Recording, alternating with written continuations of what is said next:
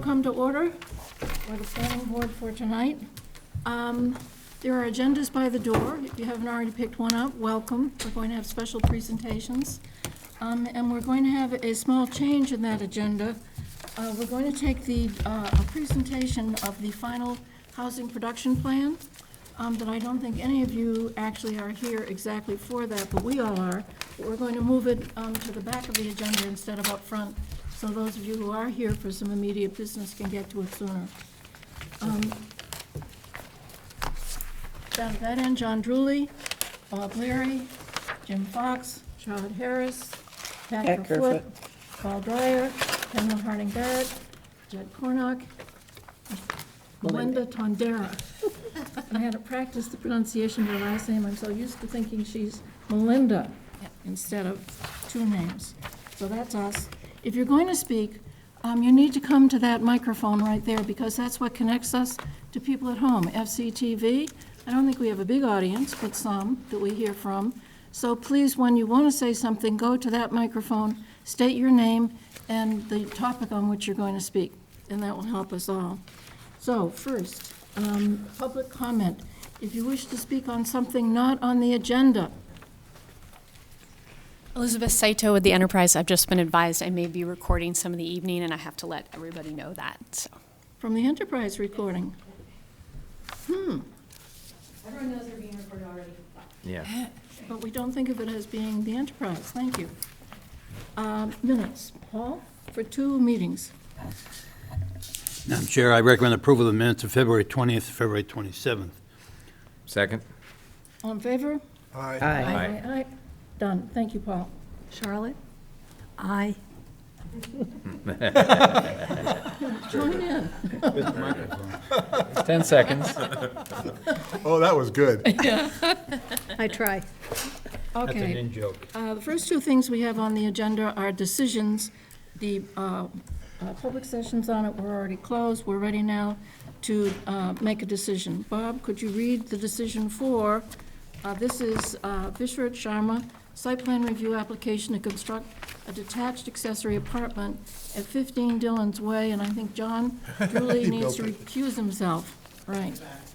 Bob? Okay, draft March 7th, 2024. Motion that the planning board votes to approve the application. It says Sharma Vishrat.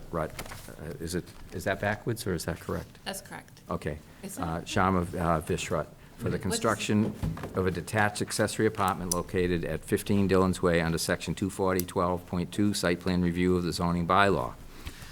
Findings: the proposed accessory apartment proposed at 796 square feet will be 36% of the principal dwelling. The applicant seeks to construct a 1-bedroom detached accessory apartment to be located in the existing detached pool house on the southeast portion of the lot.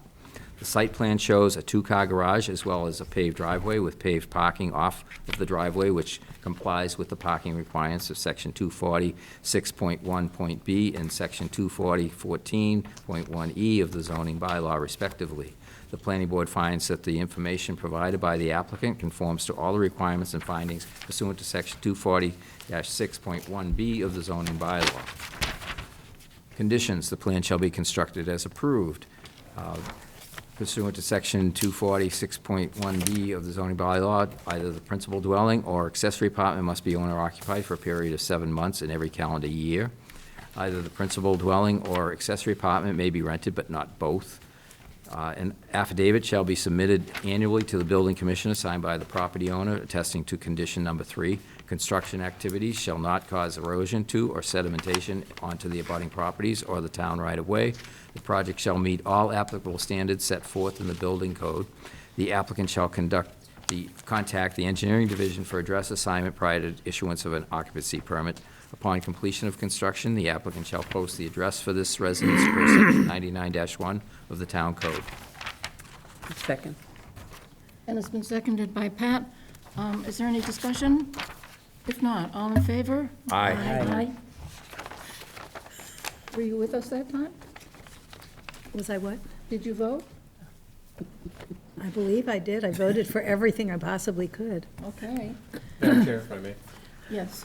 I just want to remind everyone that the site plan hasn't been updated yet, so if you're so inclined, you might give me administrative approval authority to update the decision that's reflective of the updated site plan once we receive it. And that specific detail refers to the label on the house and the accessory apartment. Right now, they're labeled as proposed. They're actually existing, so they're just updating that plan, and they'll be submitting it soon. Minor modification, would you like to move that? So moved. A second? Second. All in favor? Aye. Done. Thank you. Okay, moving on. Here, the applicant is Charles Fountain, a site plan review application to construct an attached accessory apartment at 25 Countrywood Lane, that was near Jenkins Pond. Bob, if you'd read that. Draft, March 7th, 2024, motion that the planning board votes to approve the application of Megan Eagle for the construction of an attached accessory apartment located at 25 Countrywood Lane under Section 240-12.2 Site Plan Review of the zoning bylaw. Findings, the proposed accessory apartment proposed at 711 square feet will be 33% of the principal dwelling. The applicant seeks to construct a one-bedroom attached accessory apartment above a proposed two-car garage.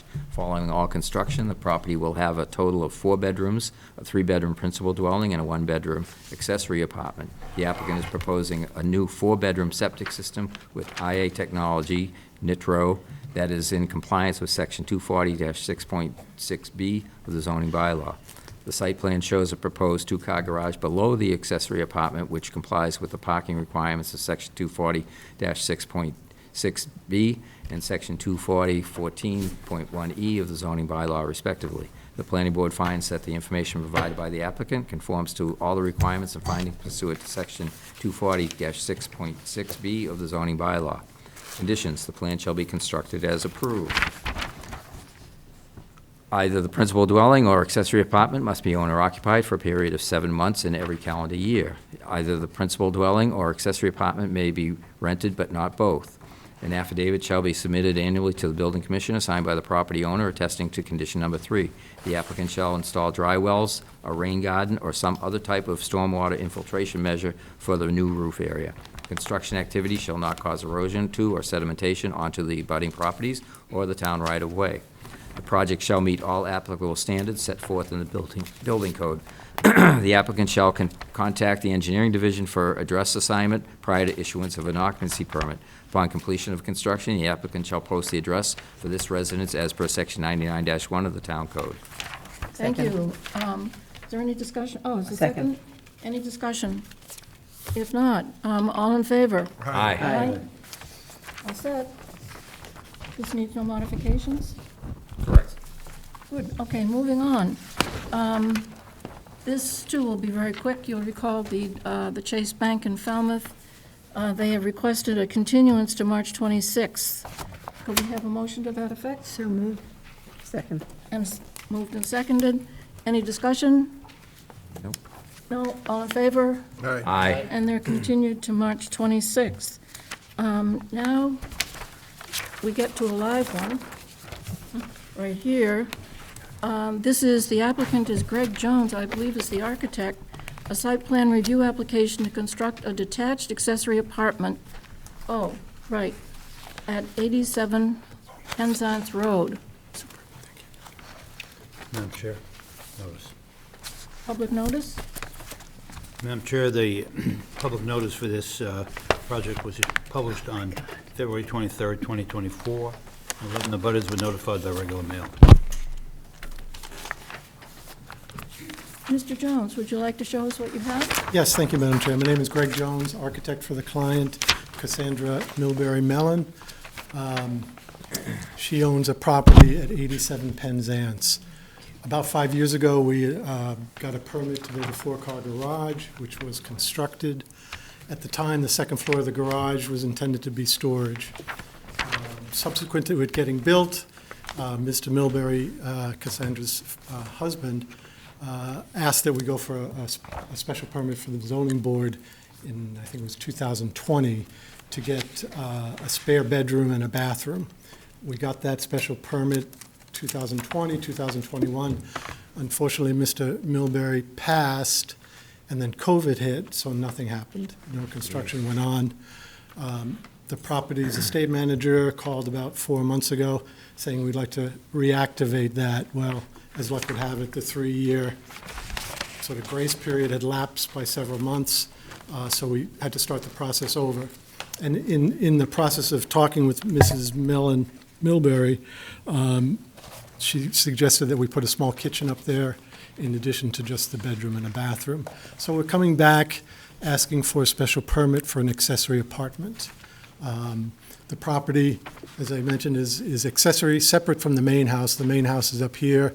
It's commonly known as the Long House. It's about 120 years old. The garage is here. It has 4 cars underneath, plenty of parking. I sort of scribbled in 2 spots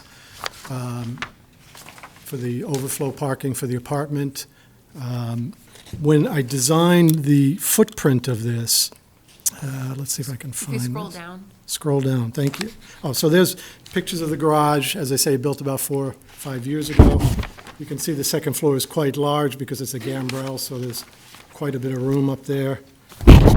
These were the drawings from when it was originally built. And then this is the drawing of the proposed footprint for the accessory apartment. The red line indicates the various spaces and their square footages. And what I've done is I tried to pull the walls in as tight as possible to get us underneath that 800 square foot number.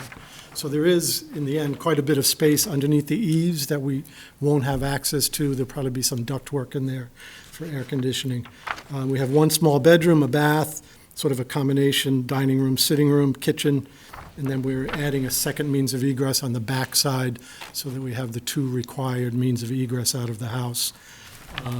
We're making no changes to the exterior of the building, so from the exterior, it will remain as one sees it today. We also went through the exercise of, there's a picture of the interior of the space that we'd like to fit out. And then the last drawing, I believe, is just the existing house, Long House, which is in excess of 8,600 square feet, so we're well below the 40% limit required of an accessory dwelling. And then just a couple of pictures. You're probably quite familiar with the house. The Milbury Melons open it the beginning of May, and they stay through the Thanksgiving holiday, so they meet that 7-month period of owner occupancy. Just some more pictures of the main house. We also, on the septic, I submitted it late, but when we did the garage, not knowing quite what was going to happen with the upstairs, they did install a brand-new 3-bedroom Title V septic system specifically for the garage. The main house has its own septic system, and all this sits on 10.5 acres of land. So I don't think it detracts from the neighborhood. I don't think anybody's even going to know it exists, to be honest with you. And it provides some overflow space because as big as the main house is, you'll see on the first floor, there's a lot of very large rooms. Not really many places for when family visits to come and have their own private space. So I believe we've met all the requirements of the ADU. I think it's a good use of the bylaw, and I think it would go a long way towards satisfying the needs of the family who've owned this house for quite some time and expect to own it for much longer. So I'm happy to answer any questions you might have. Paul, their caretaker's here as well, in case there's any questions for him. So I'm here to answer questions. Thank you. Well, the planning department has assured us that you have met all the requirements of the law. On the planning board, any questions or comments? No, I mean, it looks good. I mean, No, the whole thing looks good. You say we were all familiar with the house. I was not, so I was very interested in kidding. seeing the photographs and the plan. Thank you. It's funny, when I went to school 40 years ago in Syracuse, we were given an architectural history book, and what was on the cover was this very house, believe it or not, the shingle style, which is what this style is. So it was sort of shocking to me when I got the call 5 or 6 years ago to come look at this place. So it's quite impressive. It's a beautiful structure. we Well, don't we have must to, have a really great view. yeah, we don't have to worry about the ADU resembling the main house. Yeah, that's true. Not on this one, No, so, it's a very beautiful project. Thank you. yeah. Thank you. Well, in that case, if we could request a positive motion for our next meeting, which would be, when is the next meeting? March 26th. 26th. On the 26th, and I don't believe unless you especially want to, you don't need to be here for that because you have checked all the boxes already. Okay. Off to zoning. We still gotta Yes. go there. Yeah. Now, do they have to go to zoning, do they have to wait for your official vote, or can I apply? You can I apply. believe you can Just apply. go. Yeah. I'll be there tomorrow. Oh, well, you'll apply tomorrow. Question? I have a question. On the report from the ZBA, they said a special permit is required. Can you explain that? It's because it's a detached ADU. So anytime you have a detached ADU, it's a planning board. Nothing more than that. Yeah, Just, that's all it is. I've never seen a accessory apartment 1/10% of the building itself. It's extremely rare. Yeah. Yes. 1/10. Right. But so are 8,600 square foot I houses. thought there was something more than just a Yeah, detachable. thank you. You're welcome. Thank you very much. Moving on. It's the prettiest one we've seen. This is an unusual project for us. Next, we have GHD Incorporated on behalf of the town of Falmouth.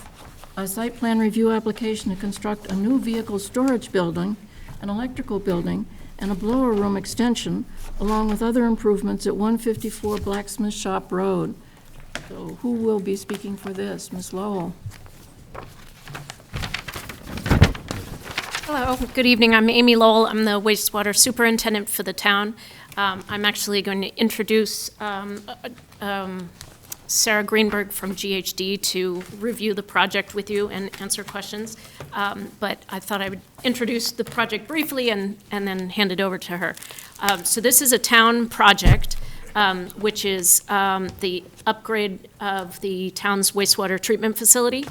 And the main goal of the project, which you heard about at town meeting a while back, is to accommodate additional wastewater flow from the Great Pond Phase 1 service area while continuing to meet the discharge limits, the permit discharge limits. So the main goal of the project is to do things like add a third sequencing batch reactor, which is a big concrete tank that will be behind the other existing two concrete tanks, and it has treatment equipment in it.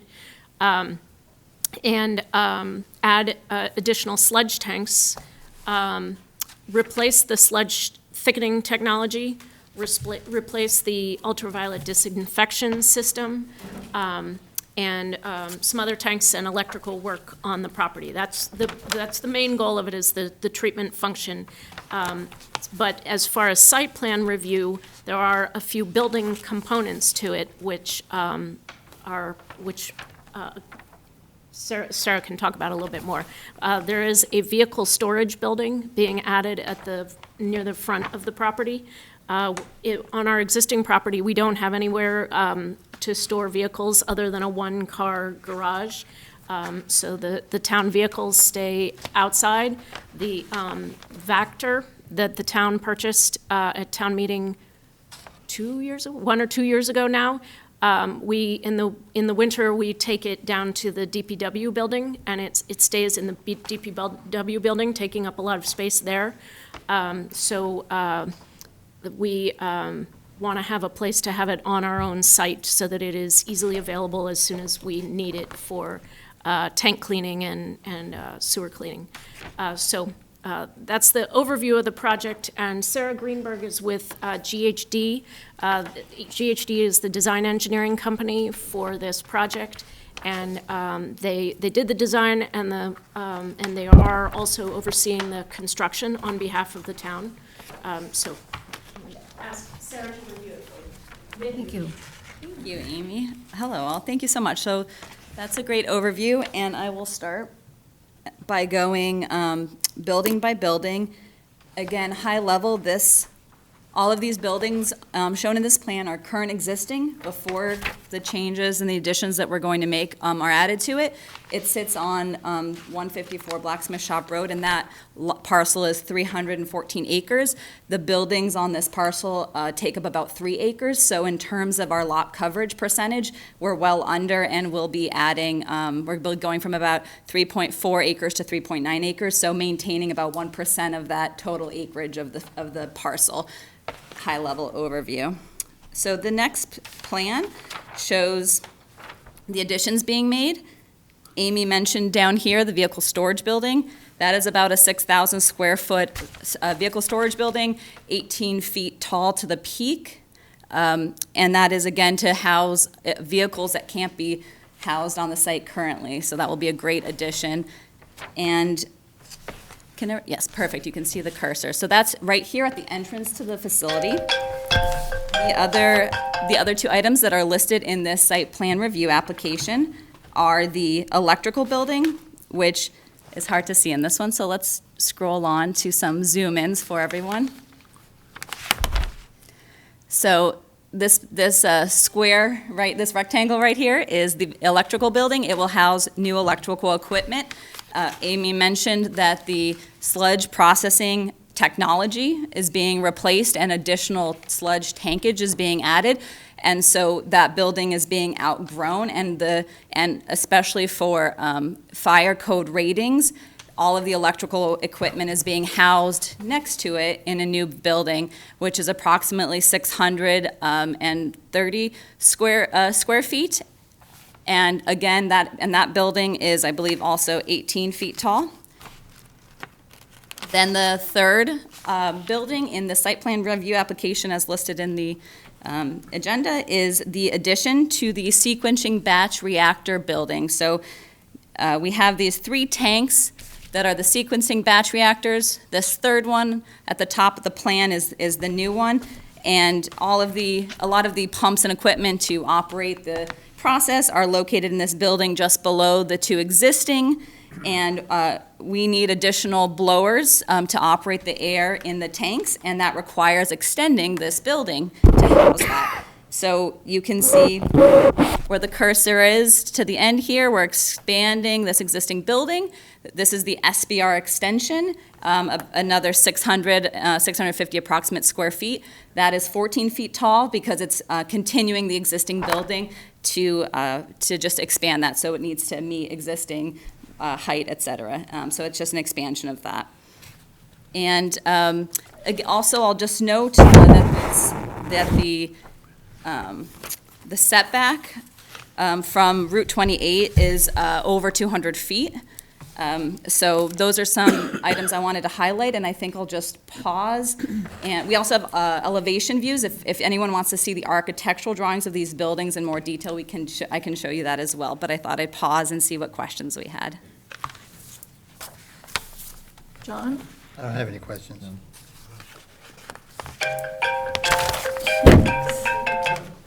Bob? No. No? No. Jim? Nope. Somebody's phoning in a question. And The lifeline. I'll be glad to answer for them. Okay, I just have one because I don't understand the technicalities of what Amy was saying. It can increase flowage, but I know that we're running out of treatment capacity in town. And is this going to increase the treatment capacity at all? Or is it simply improving what's there? Yeah. It's primarily to accommodate the increased, we call it the load from the area. So the nitrogen removal capability. We're adding a third sequencing batch reactor, which will allow us to address the nitrogen load from the new sewer area. Technically, this plant was designed for approximately the same flow that we're moving to now. So it's not, this plant upgrade in itself is not going to expand the amount of wastewater treatment we can do beyond the current service area and planned expansion that's already been approved and discussed at town meeting. Our limitation at the plant is discharge capacity. Yeah. And this project that Sarah's describing and that's before you tonight does not increase our discharge capacity at the treatment plant. Thank you. Paul? Yeah, 2 comments. One, for the record, this project was published on 2/23/24, and 38 abutters were notified by regular mail. The other issue is, I noticed on C008, well, it's spaghetti mains. I'm not going to talk about those. But can you briefly talk about the drainage? Because it looks like there's I looked at some of the cross-sections, I didn't see where they relate to, but there's a lot of very steep topography up there. Can you just go over Yes, that very absolutely. briefly? Sure, so again, this is the beginning of the site, so we'll start here at the vehicle storage building. There is an existing, if you can zoom in. Perfect. There's an existing grade steep hill here that you can see in light grade lines behind you. And since the vehicles, to accommodate this vehicle storage building, it'll be regraded in this area. And a swale, though, is being added to redirect the water flow that is coming down this area to a riprap outlet and dissipating, connecting to the existing stormwater system that's on site. So these swales and already, where all of the water is going, it's continuing to direct it to that location. So in terms of the end location of the flow from a rainfall event here, it would go back into the existing area. Then Does that stay on site? it does, yes. And then as you move into the site, there we had to add a stormwater infiltration basin into this area, which is near that SBR blower SBR extension building, because we are reworking the area to add additional tank down here and the additional sequencing batch reactor. So we added an infiltration basin here, and and what it does is it'll collect the flow and pipe it to the adjacent, let's see the next one, perfect. And we'll pipe flow to a series of manholes to allow water to then flow down this hill. There's a riprap outlet here to dissipate the flow, and all of the stormwater from this northern part of the site will go down into this basin. Again, that's the same area where it currently goes. So a stormwater permit was applied for, and a stormwater report was provided to show that all of the changes and any additional impervious areas that would add to more stormwater flow can be accommodated in the existing stormwater infiltration system. The steep, as you mentioned, the steep hill at the north of the site, if that answers your question. And yes, and we received a stormwater permit for this project. Okay, follow-up. Yes. If you look at C021, there's a cross-section there, BB. I don't see where that is on the plans. I don't know if these are the full plans, are these? No, it's not. Okay. It's just the site plans. So BB, you were saying it was from, No, 021, C021. yep. Oh, yeah, so the full site isn't in here, sorry. Yeah, no, thank you for providing that. Profile BB, you don't see on the plans, is what your question is, correct? Yeah, I'm curious what profile BB is. I couldn't see it on the plans. Sure, yes. So let me see if this zoomed in.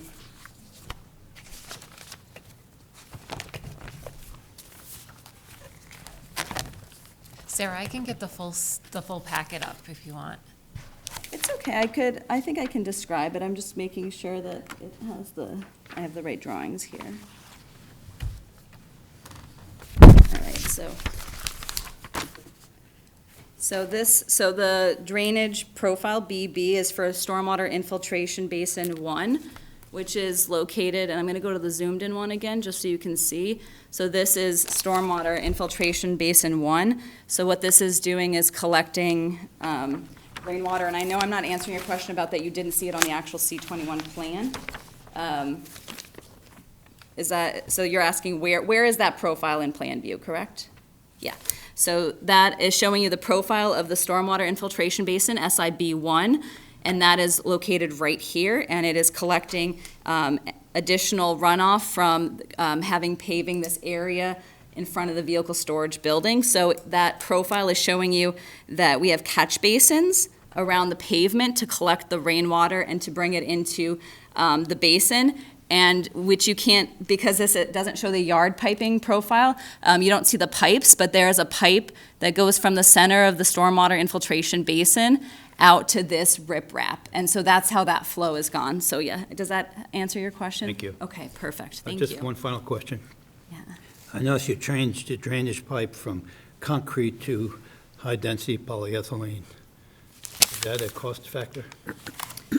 In the details, from concrete to high-density polyethylene? I know that yes, the stormwater system is high-density polyethylene pipe. It's corrugated with, smooth interior, standards, but I'm not sure about, and I can get you more information on that specific detail. But that was changed, I noticed. It may have been that it changed, but yes, at this stage, we're at HDPE corrugated piping, correct? Just trying to see how well you know the plans. Good answer. Pam? No, I'm all set. Most of the plans are well beyond my competence to decipher, but not entirely. I want to ask you, the building commissioner, I had a couple of questions. You've addressed two of them. The setback dimension, which you said is 200 feet from Route 28? Yeah, 250 feet as I measured by leaving 10 feet of right-of-way on the on the east side of Route 28. Okay, most of that is wooded, isn't it, toward the highway? Correct, so it's all in this direction, west or left of this area, correct.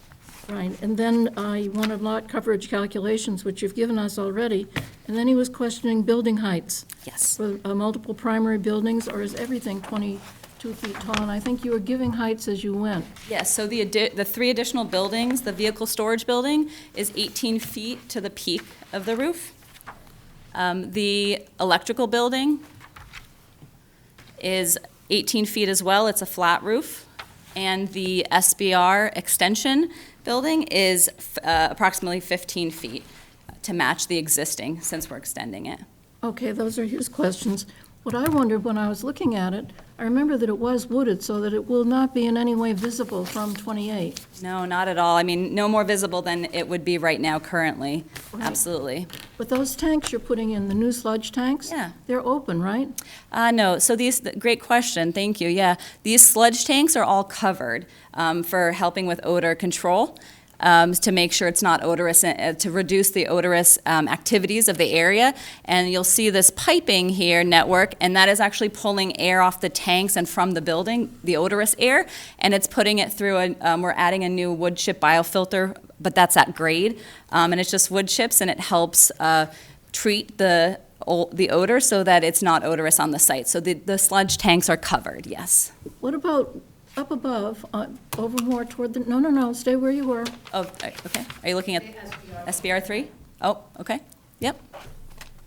Up at the top, at the very top, those two rectangles are almost squares. What are those? Those are the sequencing batch reactors. They are tanks that come above grade, and they handle the meat, if you will, of the treatment process, so of the wastewater treatment process. It's where everything is happening in a large square tank, and so those are not covered, and those are at a less odorous stage than the sludge, so those aren't typically covered.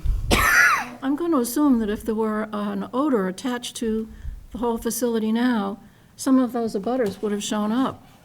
Is that safe to say? Because I wondered about odor from such big tanks. They're already there. They're already there. Well, no, the one, they're putting in new ones. So these two, oh, sorry. SBR, sequencing batch reactor 1 and 2 are currently existing. They were built back in the 2005-ish, 2010. And the third one is being added now. So there's already two existing that have been there for a while. Okay, and then a final question, just out of curiosity. Please. What is the surfacing on the buildings? Like architecturally speaking? Materials, right. I know you have yes, elevations further down, and I saw those from what we were given, but I wondered what material you're covering the surfaces with, the exterior materials. Yep, great question. Vehicle storage building will be a metal panel building, a pre-engineered metal panel building, but we'll be adding a brick, half wall, mini wall apron, if you will, around it to match the adjacent building, the operations building, which is, again, an existing building that is where all of the operations staff work out of. And that building is brick. And so we are Sorry, can I interrupt real quick? Yeah. It's not brick the way that people would normally think of brick. It's a split-face block. concrete masonry unit. Fair, Yeah. fair. Right. So, apologies. Thank you, Amy. So the other buildings, the electrical building, as well as a blower, SBR extension, sorry, it houses the blowers. Those are all concrete masonry units, yes. So they look like, they're a lighter color tan brick, but again, as Amy mentioned, not the typical red brick you would think of, yes. Okay, and this is a public use district, and they're listed as industrial, so I don't have any further questions. I've come up with one just on what I heard, if I don't mind. I'm just trying to understand you talk about frontage on Route 28. This isn't a Route 28, you can't have frontage on it, it's a super highway. No, it's The not front- frontage. I was worried Well, about They use the term visibility. frontage 200 feet. I thought that we're talking about setbacks. Setbacks. I believe that's not a setback you have to worry about. The setback should be from whatever the address is of the road. It's the front of it, not, there's no frontage, there's no setback on a highway. But the concern would be the visibility from the highway, so you'd want to know. Okay, you wanna know. I was just wondering why they were complying with setbacks on something that, okay. Visibility is another issue, right? Right, Okay, fine. just appearances. I thought I heard the term frontage, I might have been mistaken. Any other comments or questions? Yeah, I do have one. Oh, Amy, what is the rated capacity now, and what will be the rated capacity when this work is completed? As far as the treatment process, it's rated at 1.2 million gallons a day, and it will be 1.2 million gallons a day. So it's really not an increase in the rated flow capacity. It is a dramatic improvement in the treatment for additional flow. I know it's complicated, but basically, when we bring wastewater to the plant, it has more nitrogen in it. And this wastewater, the original wastewater treatment plant, has not, it needs additional capacity storage, additional treatment tanks to accommodate the additional nitrogen load coming from the new service areas. okay. Thank you. Big, complicated project for the town to undertake. Hearing no further questions, if we could request a positive draft decision for our next meeting. Before you go do that, it's just worth noting, the applicant did submit a waiver request for a landscaping plan, lighting plan, and traffic Oh. analysis. So it's important that the board consider that, and if you're comfortable with that waiver request, certainly we would provide a And wasn't there positive another one? motion. There were three. There were Just three, three. I think. Landscaping, lighting, and traffic. Right. And your office recommended approving them. Yes. Yes, I So, did. shall we do this separately? You don't have to, you could do it together if Okay, you're so so you inclined. can include that in our draft motions for the next meeting on the 26th. Very good. Thank you. Yes, sir? I have a question about one of the abutters. Oh, I'm sorry, I didn't realize that. Come forward, please. I apologize. Good evening, my name is John Ford. I live at 372 Blacksmith Shop Road. And as a fact of history, noise has been a problem in the area. And my major concern is the term additional blower, SBR building. Is that blower going to be housed inside the concrete building, or will it be outside? And will noise be a factor? Who would like to answer that? Sarah? Thank you, that's a great question. The blower will be inside a building, concrete with with concrete masonry unit blocks, so sound is being minimized for that. Thanks very much, thank you. Good question. Very good question. So, we'll, a positive motion for our next meeting on the 26th. Thank you both. Thank you very much. I think they're the most complicated drawings I've seen since I've served on this board. Oh, yeah. Next.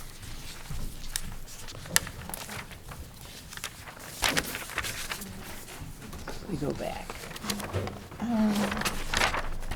We have moved to the bottom. Jed, I wonder if it will be okay with you. Is it correct to assume, Mr. Brown, that you're here for the short-term rental discussion? It is, but I'm not in a hurry. Oh, okay. Housing production plan, thank you. Thank you, Madam Chair. For the record, Judd Cornock, Town Planner. I am going to walk through the final housing production plan that we are asking the board to consider voting for approval this evening. Before I start, I just want to show everyone that on our town website, yeah, I think we may have all seen that at the Oscar Awards the other night. So on our town website, under the housing page and the new housing production plan information, the final draft of the housing plan is located here on the website. So if folks want to view that in advance of the select board meeting, which we will be, if you vote to approve this plan tonight, the next step will be to bring it to the select board for the final approval on the 26th and ask for their vote of approval. Once we finish that step, we will then submit it to the state for their final approval, and by sometime, perhaps in May, we will have a new housing production plan.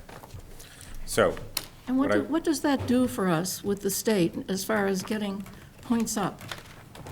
as far as, I'm sorry? Do we get any points up toward our housing issues? Well, so a housing production plan is in itself what it sounds like. It's your plan, the town's plan, to produce affordable housing over the next 5 years. And so, as you've heard from our consultants who worked on this plan since October, it includes a variety of goals and strategies that the town will be responsible for implementing over the course of that 5-year period. First and foremost, one of your number one goals in the plan is to achieve your 10%, which is the 10% towards your Chapter 40B goal, but then move beyond that 10% and to continue to develop affordable housing for the folks who are looking to live in town. As you know, and I don't need to reiterate it, we're in a housing crisis, and any affordable housing that we can provide for folks to live in town is a good thing. So this plan will help you get there. I hope I answered your question. I just thought maybe in and of itself, having an up-to-date housing production plan would, garner us some additional leeway. To some degree, yes, because you're taking efforts to plan ahead for growth. So again, over the next 5 years, you'll be looking at what sort of things you want to change in town to produce that housing. So in some ways, yes. So if you were to apply for grants at the state level, you can indicate that you have an active housing production plan that has these goals and strategies. So you can use it as a tool to garner Yeah. future funding that you might be looking for. So my plan tonight is to sort of walk through the final plan in itself. So what I've done is I've created a bunch of bookmarks here up on the screen, and I'm just going to walk through very briefly some of the things that are included in the plan for folks at home. So first and foremost, a table of contents. It's divided into 3 main sections, as you can see. The executive summary we asked our consultants to put together, who I should note are Horsley Witten Group and the Barrett Planning Group. You folks know them. They've been before you a couple of times to go over this plan. We asked them to put together an executive summary which sort of encapsulates a lot of the information that you would need right at your fingertips at the beginning of the plan. And so as you can see up on the screen, I'll just zoom in really quickly. The executive summary includes, a background of why we're doing this update, a summary of the needs assessment, which is that section, the second section of the plan, which is a lot of the data analysis, but importantly, the goals and strategies. Again, that's the meat of the plan, if you will. That's where you have identified, the goals that you have and then the implementation strategies that you'll have over that 5-year period. An important part of a housing production plan is the identifying town-owned properties that would be eligible for affordable housing sites in town. So I'm just going to walk through this map. This is a requirement of an HPP. So what I did with Kim Fish's assistance is we identified some parcels in town that potentially could be considered for affordable housing. This first one at 6 Chester Street is technically the Nye Park.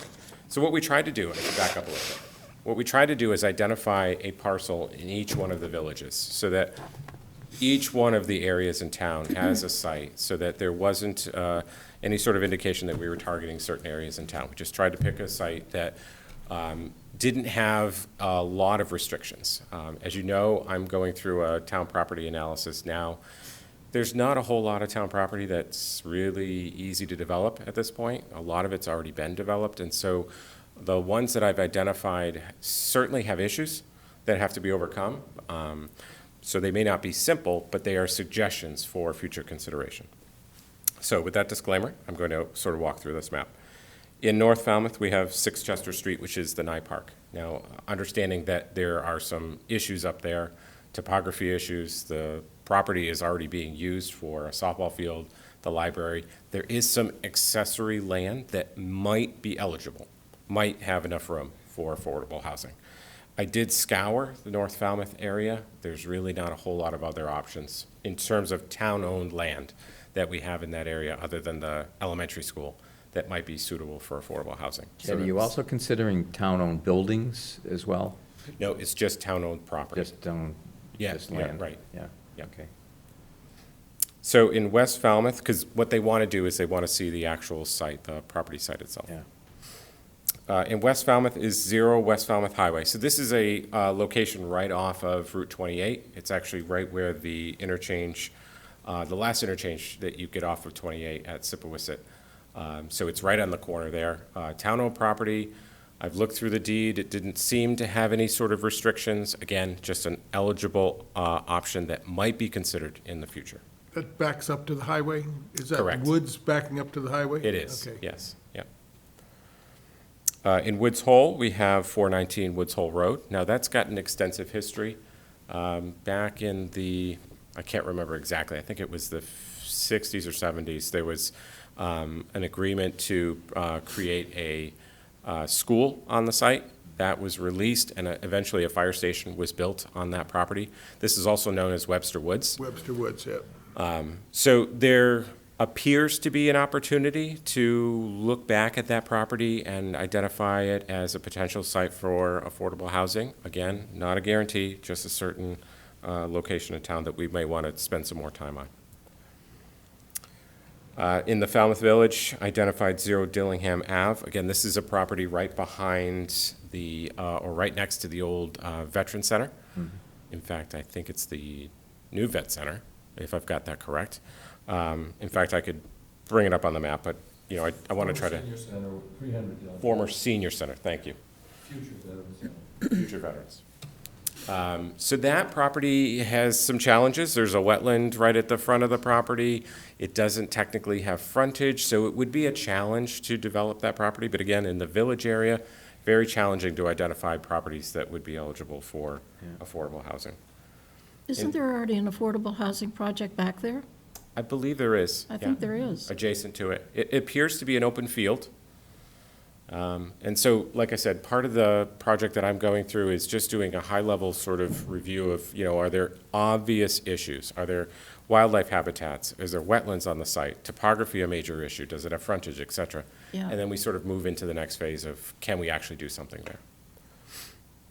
Then in T-Ticket, this is actually supposed to say 0 Sandwich Road off. It's a property behind the Administrative building? No, it's the Habitat for Humanity site. I think it's the Restore in that area. The Restore, yeah. Not the Restore, the thrift shop. Yeah. So it's the property behind the thrift shop.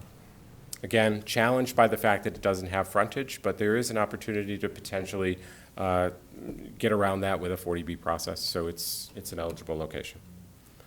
Then, of course, we have the 0 Locust Field Road. So if you folks were watching the Select Board workshop on Saturday, they talked about this property as potentially being a site that we may want to consider for a police station. Again, that analysis that I'm going through is just, is it a developable parcel? So it could be affordable housing, could be a police station, could be a lot of different things. But on this map, we're indicating that it might be an opportunity for affordable housing, and that's for the Hatchville area. East Falmouth, 81 Davisville Road. I mean, I think we all know the history there. Still an opportunity, although, you know, there was a history with that site, and public outreach didn't really go well in that area. But again, we just wanted to note in the plan that it's still a candidate that might be considered down the road. And then lastly, in Wacoit, it's 21 Carrot Shop Road. It's part of an old subdivision. It's a vacant piece of land that the town happens to own, challenged by the fact that it doesn't have frontage. So again, there would have to be some creative workmanship there. But this is part of the requirement that we submit with the housing production plan, is identifying town-owned properties for affordable housing. How big is that one? 21 Carrot Shop is, I want to say, a couple of acres, approximately. Is that the one that has like an ancient way that goes back to it? Yes, Okay. yes, yes. Again, another layer of complexity. Oh, yeah. Yeah, So you would have to build the road on an ancient way and then negotiate or go through all the things you have to do. Yeah. And, either that or property comes available, you purchase it, it's adjoining to it, you merge the lot. There's some work to be done with these. that could be a double-edged sword, because if you build the road, there's a lot of other people that could have frontage on it too. And then a lot more land could be buildable. Of course. Isn't it? I mean, that's the one I'm thinking of, I'm pretty Absolutely. sure, okay. Yeah. Good luck getting that by the planning board. They're a tough match. I just know somebody that owns a piece out there, that's Yeah. all. I will say, this has been a challenge, trying to identify property that can be developed in town that doesn't have, you know, glaring issues. There are very few. How often does a single house or house lot come up as a tax delinquent takeover of the town? Is that, because I know that's what Glenwood was, that was, Sure. I mean, is that something that Kim is looking into as well? She's always looking into that, and my understanding is that the finance team is also looking into that. So looking at, you know, some of the tax title properties that, you know, need that final step of, you know, last foreclosure on the tax taking, but also the properties of low value. So they're invested in that as well. What do we own? What are some of the things that, you know, people haven't been paying taxes on? Is there an opportunity to take some of that land if no one wants it? Yeah. But yeah, that's an ongoing effort.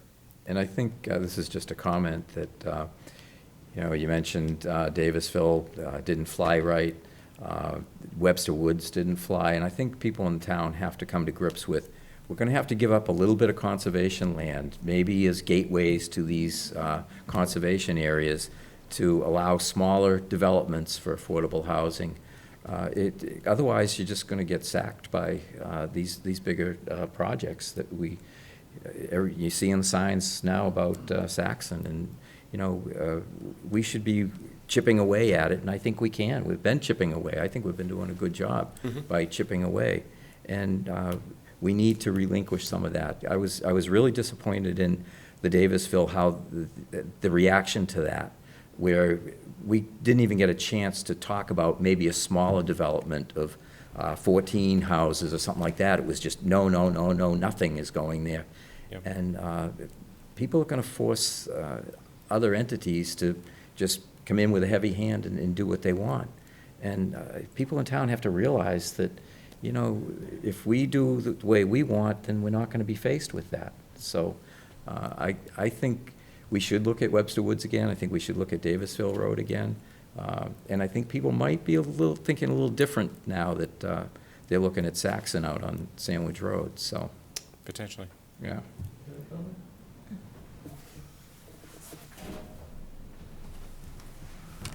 Hi, Doug Brown, Select Board. So I really feel like you guys have put a lot of really good stuff in place, and that as we go forward, we're going to meet our goals. And if we get the housing production plan and we're starting to meet our goals as we go along, even if we don't get to the 10%, we can claim safe harbor against an adverse project. So we may not have to take Webster Woods, and we may not have to go into every area, you know, to still be successful at meeting our goals. Yeah. Okay. Well, a lot depends on the cooperation of all the boards in town. It does. Definitely. Just saying. Yeah, good point. So, John? I have two questions for Jed. Jed, is it mandatory for every town in Massachusetts to do a housing production plan? No, it is not. And, excuse me, what happens if they don't do a housing production plan?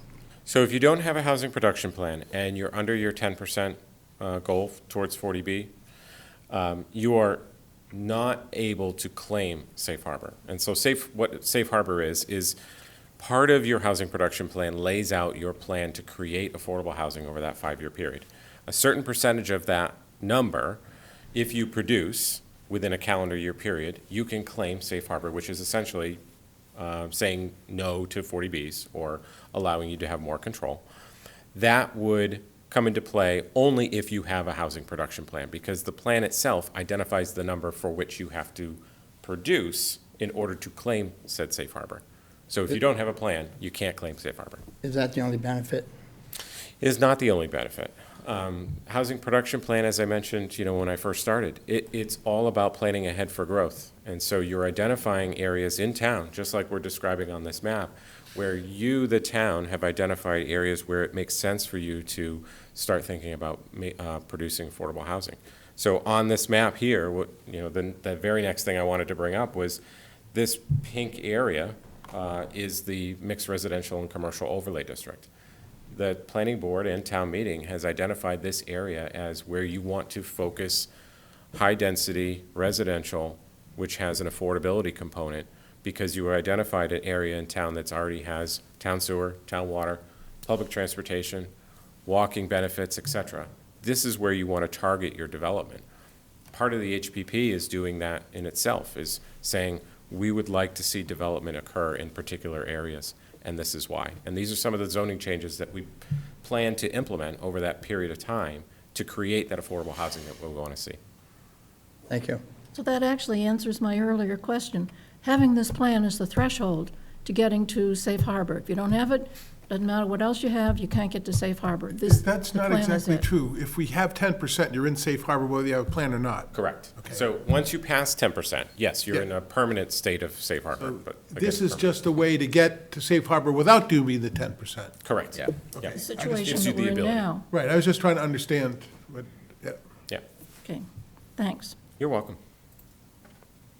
So next is the needs assessment. Again, this is a lot of data analysis about population, employment, a lot of other things. So I'm not going to go through it. It's an extensive section of the plan as you've likely been able to work through, but you can see all of the items that are included up on the screen and the sources of information. But it's a big percentage of the plan. Most importantly are the goals and strategies. So this first goal, as I mentioned before, the first goal is all about producing your 80 units. Again, that's currently, because you're under your 10%, 80 units will get you that first safe harbor. That's what your annual goal. In a given year. In a given year, calendar year, yes. But importantly, goal number 1 also talks about producing beyond the 10%, because again, we all know the situation currently on the Cape and as well as in town. The goal is to continue to produce affordable housing where it makes sense. So I'm not going to go through all the goals. You've heard those before at your last meeting. The consultants came in and talked about those. But the next section is all about implementation. So based on a comment that we received, and I'm going to get to it in just a minute, the consultants put together this, which I think is a great idea, a year-by-year listing of all of the strategies by category, so that in year 1, this is essentially your implementation plan. Then in year 2, these are some of the things that you want to tackle, and so on and so forth, all the way to year 5. Appendix A is your subsidized housing inventory. Appendix B is the public engagement summary. So as you remember, we had 2 public meetings. The first was on November 8th, and the second was in January 10th. And both of those meetings had just over 50 people apiece, so really well attended. Also included in the appendix are the results of those public workshops, so all of the comments that we received. And then importantly, Appendix C is The draft plan, as you remember, went out to public comment on the 15th of February, roughly around that time. It was open to the public for 2 weeks, posted on the website. We sent out notices. We received 10 written comments. Those are included in Appendix C, as you can see up on the screen. So I'm going to walk through just 2 examples of how not only did we consider the comments, but we reacted to them and how we changed the plan based on those comments. All right, so the first example is this one here that you see. The comment was basically, can we categorize or create a table of the implementation strategies in a way that makes sense so that people can just sort of look at it and understand, what are you doing in year 1, year 2, year 3? So I've already sort of hit upon that, and this is going back to where I just was, a response to that comment, because we didn't have it organized this way before, was great idea. We think that's terrific, so we organized it in this fashion. In fact, it's not me, it was our consultants who put that together. So again, at year 1, here are the suggested strategies. We have, 2, 4, 5, quite a bit to do, 7 strategies within the first year. But I think it's important to note, because we do highlight it in the plan. In fact, I'm going to zoom into that text right now, because I think it's really, really important.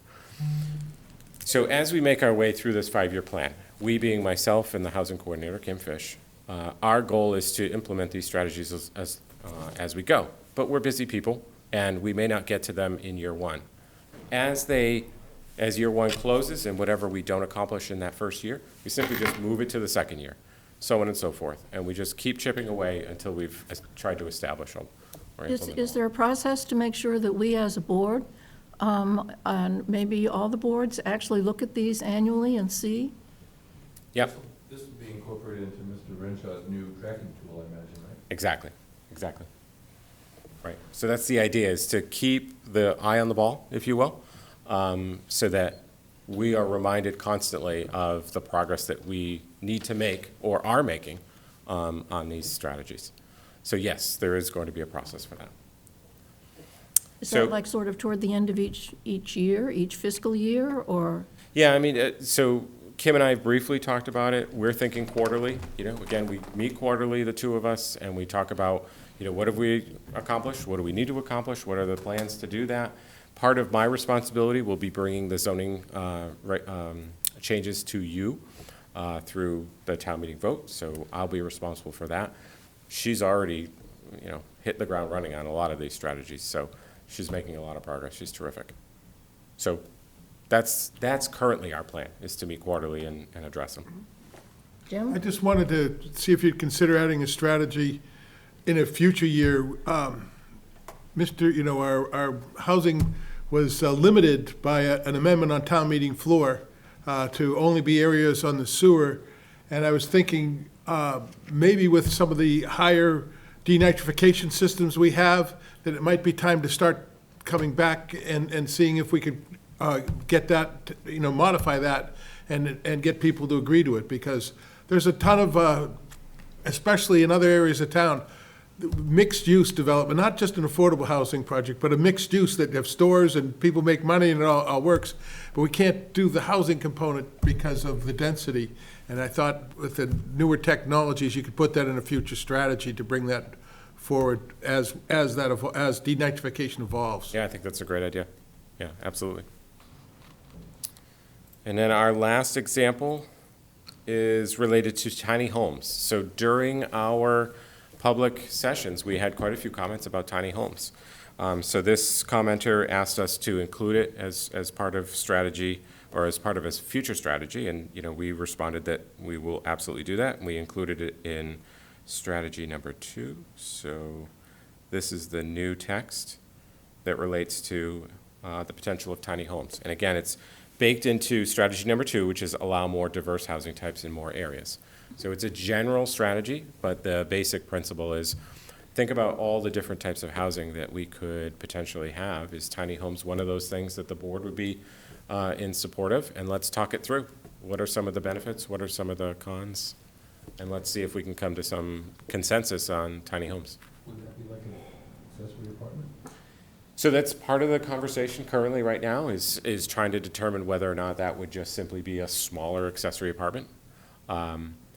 There are some folks who may want to streamline the process for that. So again, if you're under a certain square footage, so let's just say, call it a number, if you're under 400 square feet, maybe you don't need to come to the planning board for site plan review. Maybe it can just be a building permit. All right, so it's sort of an expedited process to create that type of thing. But it is one of the potential options. The strategy immediately above where you've highlighted it sort of speaks to what you were talking about in a way, Jim, because it would be within each one of those sort of neighborhood business areas, within a half mile, that's recommending, but within some limited space around them to allow multifamily housing. Right. And I that mean, would move it obviously out into the neighborhoods. The very, obviously the concern is wastewater. But as, to your point, as that technology improves and, it can mitigate the impacts of the density, maybe that's something to consider. John? One of the, I don't want to go too far with this, but one of the problems with the increase in the reduction of nitrates with the newer systems is they can't be mandated. That's a real problem. Applicant can come in, offer denitrification system, but the Board of Health can't say, we want you to use this system or that system. First of all, those better systems have not been approved by the state yet. Correct. They're still in the testing phase, but if they could mandate them, or if we could have a bylaw that says you can have X amount of apartments on 1 acre of land in North Falmouth or wherever, if you use Nitro or Nitrex or one of the best systems, that'd be great, but we can't put a bylaw together like that. So that's just a little bit of a quirk in that. Can't they do it on a performance level? They could volunteer it. Right. I think they could volunteer it, but I don't know if we can write a bylaw that allows somebody to volunteer something. Not a Well- particular brand, Particular but brand, to Jim's right. point, to a Performance. performance Better way of level. saying it. Right, Performance, I think you could. right. Oh, sorry. That's what I was Because we hoping. currently. The Board of Health lowered that threshold to 10 for Falmouth? Yeah, I think they I'm did. confused by that. I'm not really sure, but I think they did. I And know it's it was- 19 for the state, but I think Falmouth has gone It's to been, 10. it's been 10 in their bylaws for a long time. But enforcing it, Enforceable. well, how do you enforce something that they don't have a system for it? Does that mean nobody gets to use the denitrification? It's really complicated. It is. But I want to say that the housing production plan, for me, is more than just affordable housing. It shows all the housing types in Falmouth, and one of the things I found really interesting was the value of the sale of homes over the 5-year period. Yeah, It was up, what, 70%, 80% in 5 years? It it's was extremely high. astronomical. Yeah, right. So to your point, it's not just about affordable housing, it's about attainable housing, it's about housing that's affordable to, just about everyone. How do we create a diversity, or how do we create a housing stock that's got diversity in it so that it's not just single-family homes, but we also at the same time respect the character of Falmouth? Because what we hear a lot is, I moved to Falmouth because it's a, quiet, quaint Cape town, and, so there's this balance that we have to strike, And then you hear, why is the restaurant closed? There's that too. Yeah, Why is the library closed? Why is, right, Doesn't the town do something? yeah, why don't they do something? right. It's really complex, Yeah, it is. but we are working on it. Yes. Yep. Well, but it's very complex because it involves finding out things that we don't already know. Right in this plan, it's saying that Falmouth has the highest level of poverty of any town on the Cape. Is that where we want to position ourselves as a town? And as we talk about affordable housing, how does that impact that positioning? And you have to consider all the people who've invested a great deal of money in their current housing and their values, the property values that they're counting on as you make those decisions. So it's not just about the people who are unhoused here, it's about the people who are housed here and are paying taxes here as these choices are made. And to me, that was one of the, this is filled with really useful statistics, It is. and that was one of the most startling. I didn't realize that was true. And to put it so starkly is just to let us know, this is where we sit. Is that where we want to be? Right. Yeah. And I just got back from Tampa, Florida. I lived there 40 years ago, and they're dealing with the same thing, and yet I didn't recognize the place because it's mega apartment building, mega apartment, and they still have an affordable housing crunch because what I've been told, and from what I read in the newspapers, is you have this influx of people with money coming in, they're buying up the smaller pieces of property, plus you have the added thing with the property insurance. There's only one carrier in Florida now, and you're talking people's homeowners going up 200-300%. And again, the workers can't afford to live there anymore, and you're looking at places that, I mean, lots that are literally the size of this room with a house on it. If you Google Earth, St. Pete and Clearwater, I mean, they're just jammed in there. And I know people that were builders down there, and they were renovating houses, and they can't afford to do it anymore. Just the cost of a house that's a wreck, a little ranch, they can't even afford to buy them to fix them up and turn them over. So it's everywhere, and the homeless situation down there is bad too. I don't know, boy, something's got to break, but It's going to be a lot of work. yeah. It's going to be a lot of work, but that's what we're here for. So with that, That's why we have a plan. that's right, that's part of it, yeah. So with that, that's all I had tonight, but again, it's important to note that your vote is essential tonight to approve this plan and send it forward to the planning, or to the select board for the 26th of March. Before we close up, could I just ask you, Jed, where in here does it say protect property values? It's a good question. I'm not sure. I think we should look into it. Okay. I don't think it's in there. No, I think it wasn't considered, but it's an enormous consideration when you talk about changing housing stock in Yep. any kind of significant way. Yeah, I think, I think it's implied when you start considering that conversation. I don't think that there's an intent, as I mentioned before, I don't think there's an intent to drastically change things, because, there's folks who, moved here for a certain reason, and we want to respect that. Well, in print are Also all the trying to intended balance. consequences. But what we really need to think about as well, are there unintended consequences? And if so, what are they? We should be able to foresee them Yeah. and take action if need be. Yeah. It's becoming my middle name. Identify the unintended Right. consequences, yes. Right, corner of your eye, thank you. Yeah. So we need a motion. Yes, you do. Okay. We do. Then I move that the planning board vote to recommend this final version of the housing production plan to the Board of Selectmen for their approval. Second. And a second. Any discussion? Where'd that come from? All in favor? Aye. Aye. May it go forward and do well. It's a really good plan. You've done a lot of good work here. Live long and prosper. Yeah. I was really impressed with the consultants we had. For ability to talk fast, they had to take the Wait cake. in there. Okay. We have now come to, I think, our discussion items. And the first on them is short-term rental working group. We have been talking about this and not actually taking a necessary step to move it forward.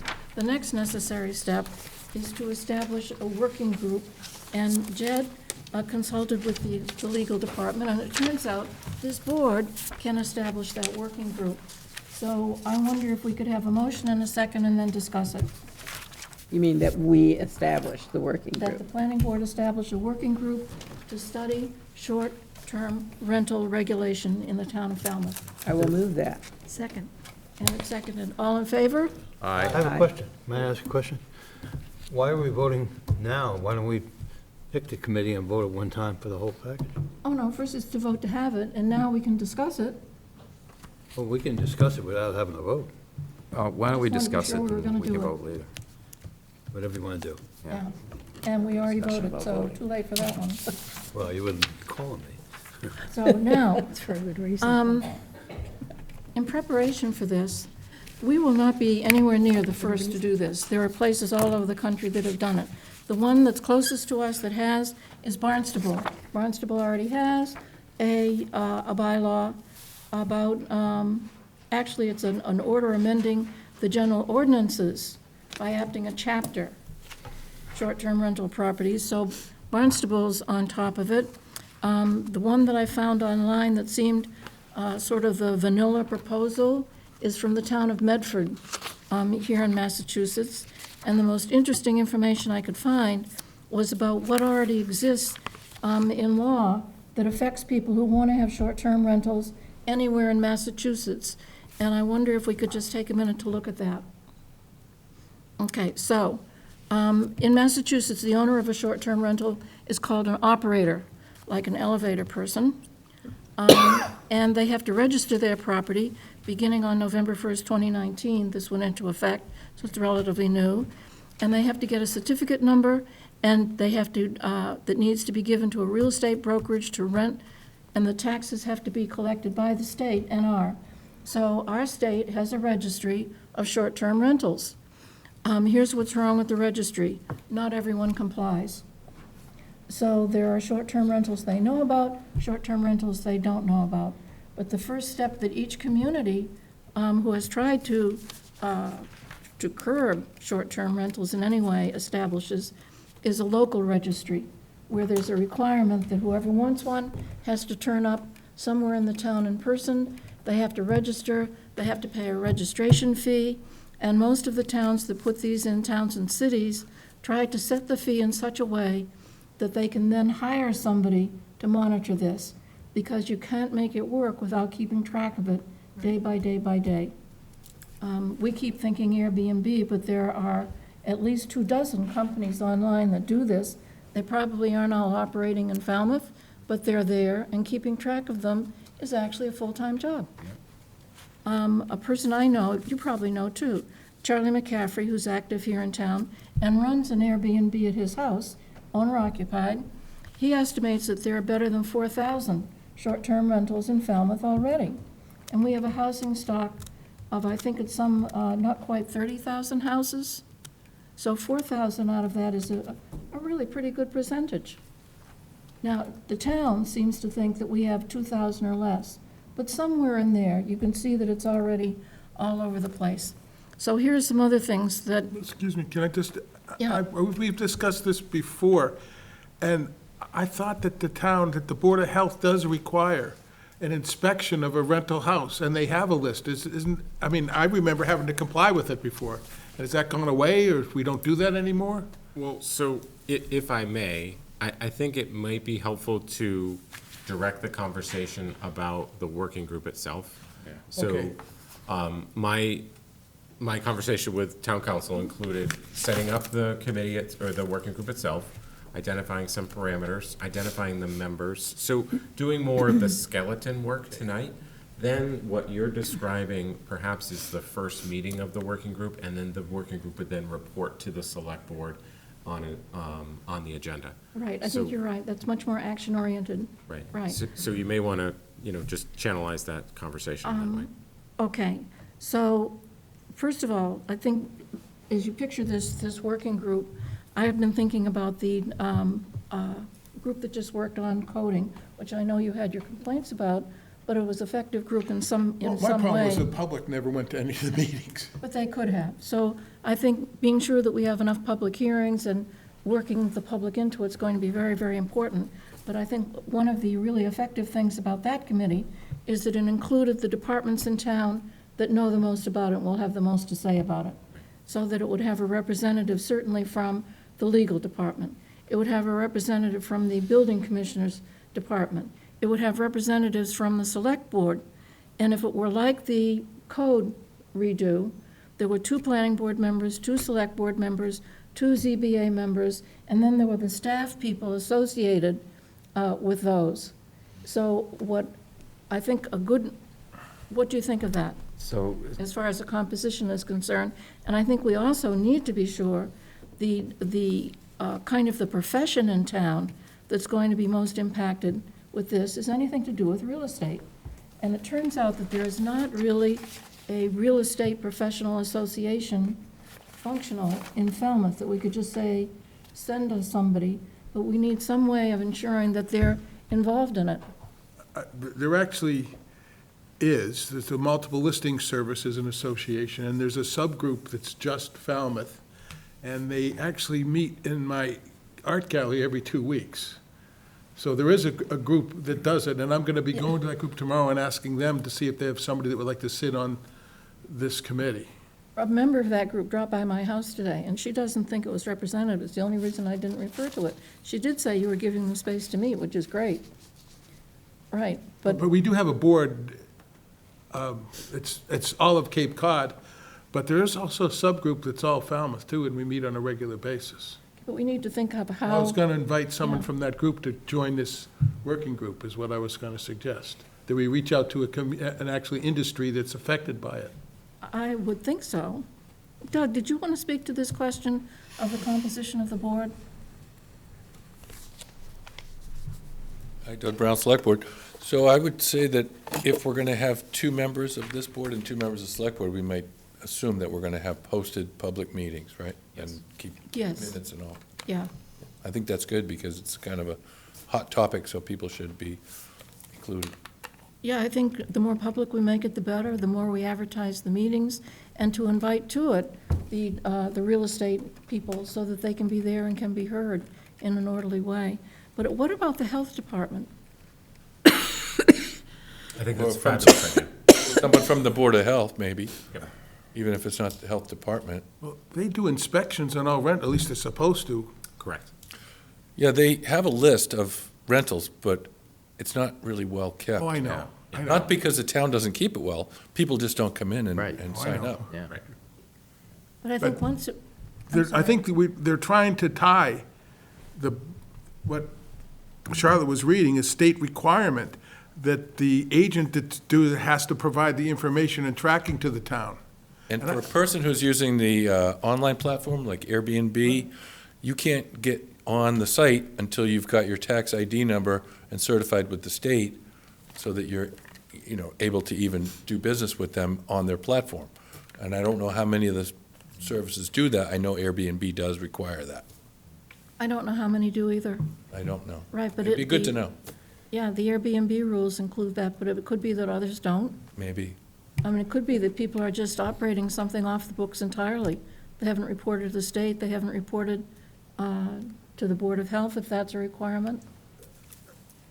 Go ahead, you go first. Essentially, what the working group is going to attempt to do is to build another bylaw, right?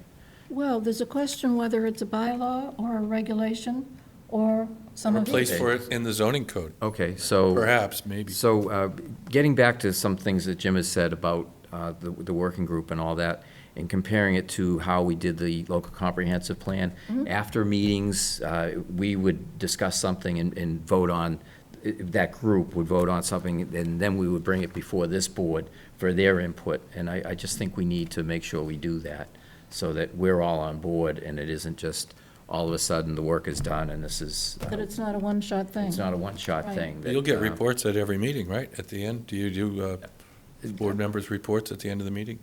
Well, we do committee reports, so Yeah. yes, we can Yeah. include that, and you could do that with the select board also. We do, we have select board reports at the end of the Yeah. meeting. So I just want to make sure. So that- there's the process part Yeah. that will matter. On this subject, are we going to reach out to a member of the industry to be on this board, working group, or not? Well, I heard all town employees before. Pat? I have a concern because we keep adding more people in, and then what size becomes What unwieldy about and a nothing. few less town employees and a little bit more townspeople? Jim, what size becomes unwieldy so that you're not getting anything done?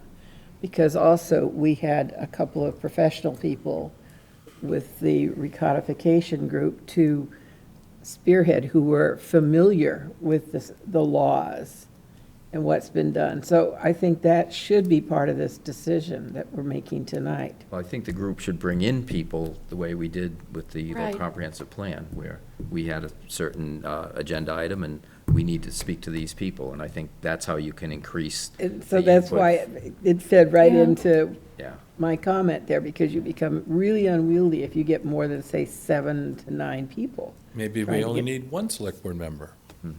I- I'm just here to confirm my availability. So. One good one. I think Doug's going to be on it. That's great.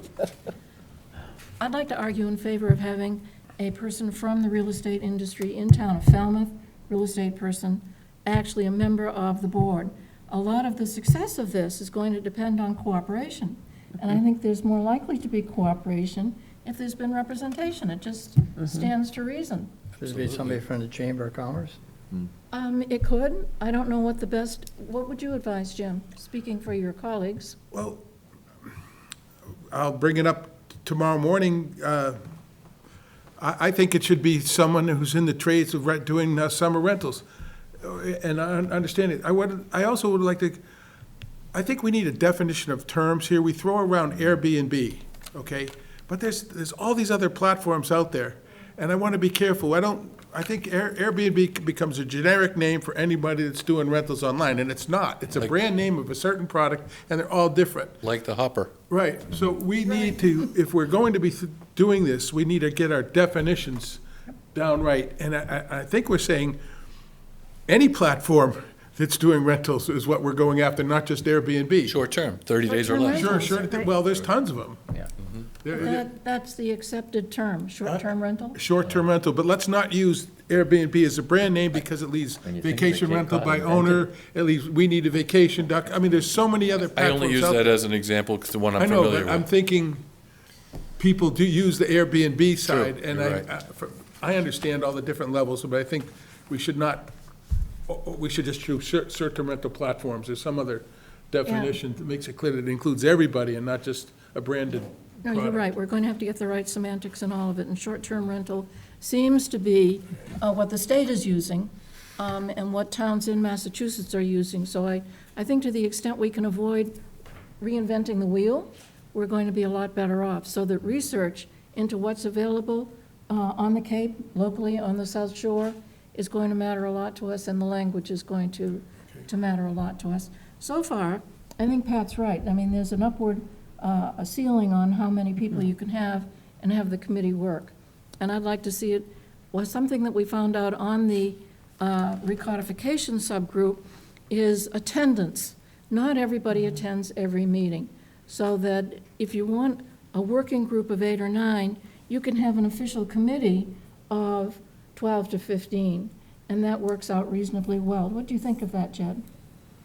It's a lot of people. Yeah, That's it a is. lot. Yeah. Too many. I would recommend 7. 7. 7. Yeah, beyond 7, it's Yeah, It's unwieldy. unwieldy. So everybody shows up, it's like, you're not gonna get anything done. yeah. So we could have the staff people sort of as support groups, the way they do at the United Nations. They sit behind you. What's the recommended staff composition? Yeah, so I think obviously planning would be there because we would be staffing the working group. I definitely agree with the building commissioner or a building commissioner representative. I think health department or board of health representative is absolutely essential and legal. Yeah. Okay.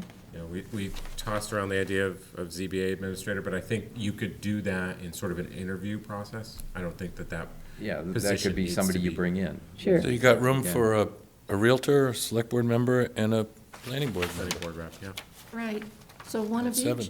Because if others can appear and be heard during the meeting, Right. if you don't exclude them from talking, just voting, then Right. it would work. Your peers can reach out to you, mine can reach out to Yeah. me, if they notice something that we're talking about and say, did you think about this? Yeah. Right. How often does this meet? Well, that's the other thing. If you have it meet only once a month, nothing ever happens, because you spend the first half of every meeting remembering what you did. So you need to meet often enough to be effective. If we were aiming at coming to some proposal that could go to town meeting by a year from now, then you would say we would need to meet at least 3 times a month. 3 times a month? That's a lot. Yeah, Staff, better check with staff for that one. I'm thinking back to Well, the it's happy local to attend. comprehensive plan. We made it work meeting every other Wednesday. Yeah. Yeah. And we had good attendance, and we did it for years, and it worked. Yeah. I want to just offer up this idea, instead of how about just, not a specific person from the industry, but a spot that somebody fills Yeah. every time there's a meeting, somebody gets there. Yeah. Because there's a lot of brokers out there, but it doesn't have to be the same person that shows up every time. If it was an agent, somebody representing from the MLS, the real estate board. And it could be next to somebody else, they can't go, they get somebody else to show, so they're. As long as we don't have to bring them up to speed every time. Right. Just gonna Well, say, that's right, they wouldn't, Yeah, the consistency they just wouldn't have wouldn't be trouble with the there. consistency, right? Right. That would. All right, we'll have to get somebody that commits. Well, talk to your group tomorrow. I'm gonna. Take a Well, it's vote. also a staff time if we met during the day, because I think most people who are going to be on the board are retired or quasi-retired. Maybe at the end of the day, like 4:30, if that would be maybe in the Yeah, bridge the rather- gap. Well, it could be the best thing to do is to have Jed draft us something. Okay. It will be like, give us a draft at the next meeting, and it's something feasible for your department, Sort of like an outline of the whole thing. something doable. I would say right? reach out to staff and check their availability and the flexibility, and then we can work around that, right? Right, and see what we find out. Pam? I think sometimes you can have a member and an alternate, so that if the member isn't able to come, the alternate comes, and it's up to the member That's a to good fill the idea. alternate, what? That's a good I think idea. that, Yeah, the that is a language good from- idea. that Jed Yeah. used, he used as a representative of the building inspector or a representative of the Board of Health.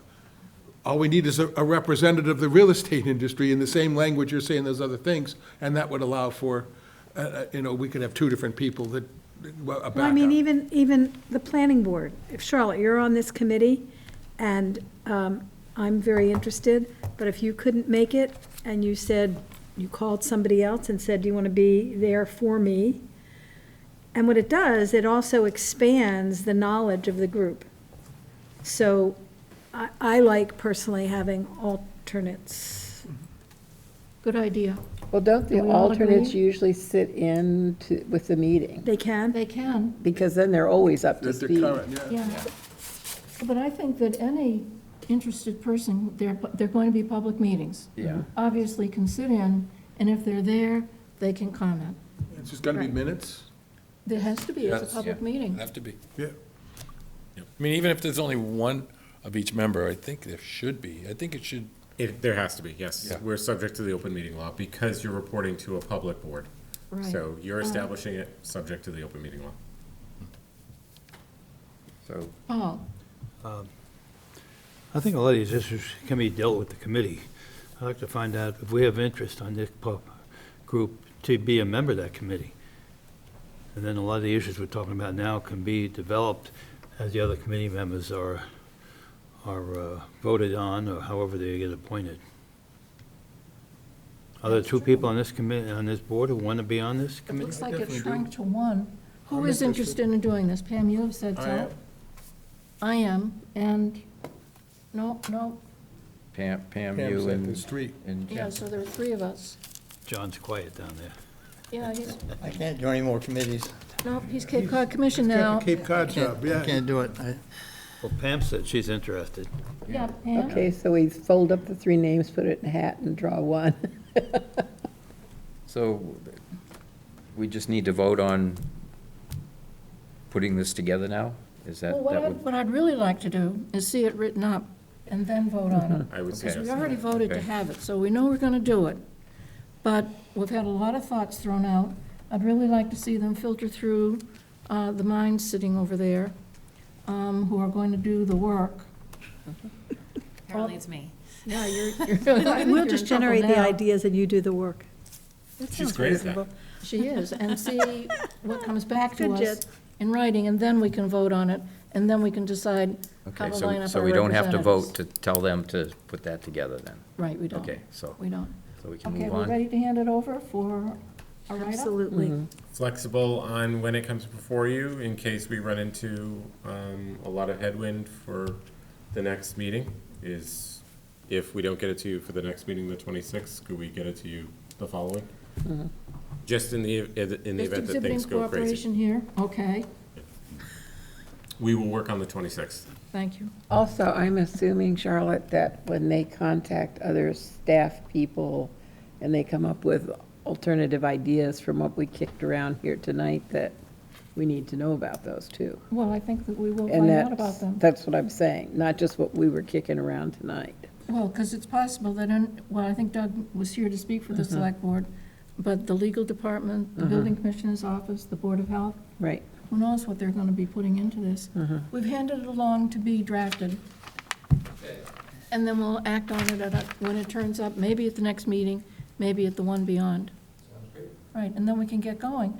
And I think it will include what our timing goal is, when we want to get something to town meeting to enact it, so we can see some results, Sounds good. right? Madam Chair, what I'm hearing is 3 people on this board who were interested on that committee, is that correct? That's what I heard. Okay. No one else, you're not? Okay. Yeah, I thought when you said that, you were going to raise your hand. What? He was to me, oh, are you talking about Paul? Yeah. Paul was raising his hand to say, I'm not interested. Wants to make it very clear. No need, no need. All I can't right, afford my own house.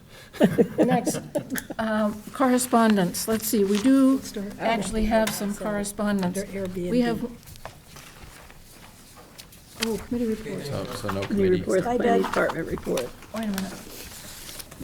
Sorry. Okay. Committee reports, do we have some? Sorry? Committee reports?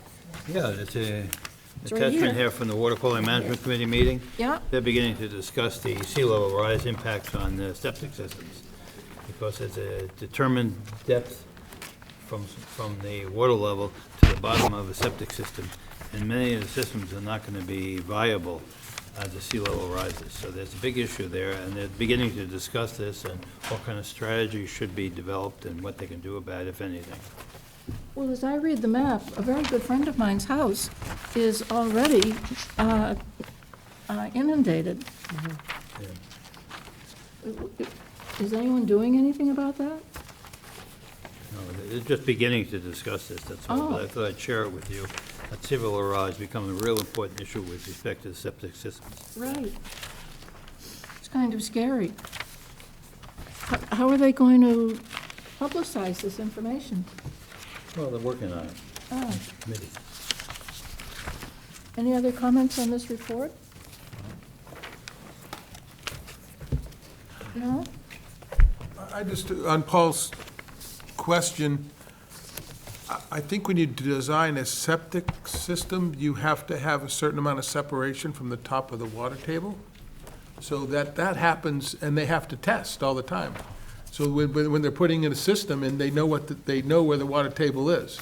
So if it's changing, they redesign for it every single time, because the code reads that way. I'm just wondering, are we gonna say the water table, carte blanche, and just say it's now 10 feet or 8 feet? But it's usually site-specific, they do a test, and if you don't meet it, you have to mound them up. I mean, they're all over town, it's all water table related, and it's site by site. Okay. But just How trying to often do they develop a test? strategy, how you deal Every with time you go this. for a new system, you've got you get a test. If you go to a piece of land and you wanna put in a septic system, they design it, and if you don't have the separation from the water table, you gotta go up in the air.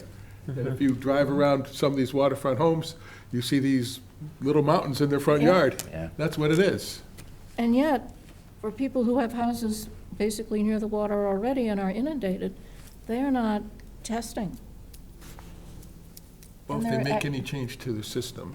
Right, other than it making a change. Right, you're saying, yeah. Triggers a Or test. building, right, there's a But permit. doing nothing or if doesn't they- trigger a Right, it test. doesn't if they just do nothing, right. And most people are doing nothing. I missed the conflict of interest thing from the April 30th. So would you be proposing testing systems? I don't know how they're going to deal with that. I think it's a big question. That was kind of my point. I was getting at it. It's Yeah. not happening for that reason. yeah. Right, Really. well, let me further work on this. Thank you, Paul. There's a reminder here for the open meeting law training, conflict of interest, public records training, and we were hoping for something from the legal department for us and the ZBA meeting together Correct. on special permit authorities. Yes, Right. that's the next step. So it's not part of this. It is not part of this. This is the first training that we'll be doing. This is April 30th for you folks, 5 o'clock in this room. It will be with the Zoning Board of Appeals and the Affordable Housing Committee. So it's gathering of folks to go over the open meeting law, conflict of interest in public records, training from the legal department. Then we will transition at a later date into site plan, special permit, who's got authority, under what conditions, et cetera. That will likely be, I'm, anticipating sometime in June. Oh, soon. Would you mention the Perhaps. date and time for the TV audience? For the training? April Yeah, 30th, 5 it's the PM. 30th, April 30th at 5 o'clock. Right, so sort of after work for the people providing the training. What day of the week is that? I'm sorry. Friday. 30th is a Tuesday, I think. Okay. Let me just double check. It is. Yep. Tuesday. It's a Tuesday. Is there a further part of your report?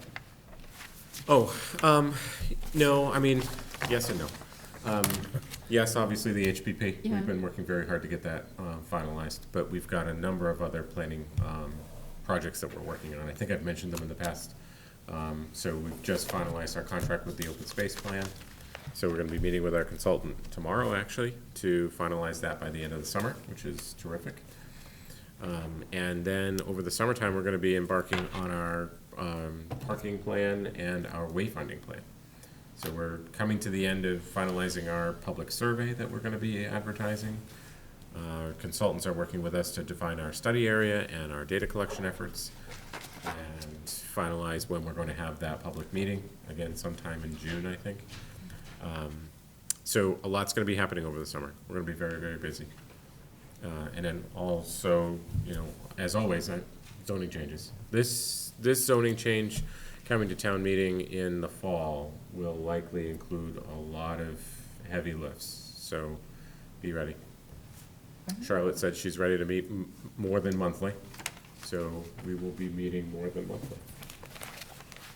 But it will be, a very focused goal. Yes. It's not all over the place. Yes, so on our agenda currently are identifying issues with the mixed residential and commercial overlay district. So the working group will be bringing that forward, discussing that in detail. You might wish to attend that? Is it scheduled? So, I think I signed up to get notices whenever it's, I went online. Great, so And you I went to found the- a place to do it, and I asked to be notified for every meeting. perfect. And they actually come out sooner than the ones you give us. Yeah, yeah, they will. I get them earlier. Now, you may revise them, Yeah, but I'm actually seeing it before we actually, then they get the email from you a day or two later, so it's out there a little bit earlier, which is, I think, helpful for people to plan. so our first meeting, we're aiming for March 27th. We've penciled that in, and we're hoping to talk about Mr. Cod in detail. But there's other changes that we'd like to bring forward, among them being the non-conforming section, which is a big deal. It's a heavy lift. Home occupation, we've been talking about that for a while. So we've got a lot of work to do. Yeah. Non-conforming, what are you talking? So part of the recodification effort, way back, when we first hired Bob Ritchie and Bob Mitchell, part of their original contract was to not only reorganize the bylaw, but provide us a brand-new non-conforming section. So it was a separate initiative, give us a section that's, completely compliant with state statute, that updates all of our references, because, we have an old bylaw. And they did that, but it's an extensive change. And you may remember it went through the first go-around where the Attorney General came back to us and said, you have this procedural issue. We decided to pull that back because it was a substantial change and bring that forward in a more, comprehensive and slow process so that the public can understand exactly what the changes are. Because it is, as I mentioned, it's Are quite you a bit of change. considering making changes to the buildability worksheet that it identifies pre-existing non-conforming lots? Is that what you're talking about? Not necessarily the worksheet itself, but the language in the bylaw that makes it more clear about what the process is for particular structures and lots, et cetera, about section 6 findings, a special permit when that's required, the process that you would undertake for that, and some nuances that are baked into Chapter 48, Section 6, which, trust me, I'm not an expert, but Others in the legal department are. So there's a lot of detail that goes into that. But the worksheet itself will likely remain very similar because that language that the worksheet refers to is going to remain in Article 10. And it could be more complicated. We just went through it today. We had a property that, we had to go through each one of those steps, and it's time consuming. It's a lot of steps, it's a lot of work, but, it's important because the vast majority of property in Falmouth right now is non-conforming. No. But as I Just the way it recall, is. what we were doing in our initial run-through and publication, it was Chapter 9, if you saved it from back then, and we took it out, but what most of it was doing was taking state law, which governs all of it really, and building it in so people could have it all in one place, and then adding the small amount that's actually local practice to it. It's complicated. When we get there, we'll describe it in more detail.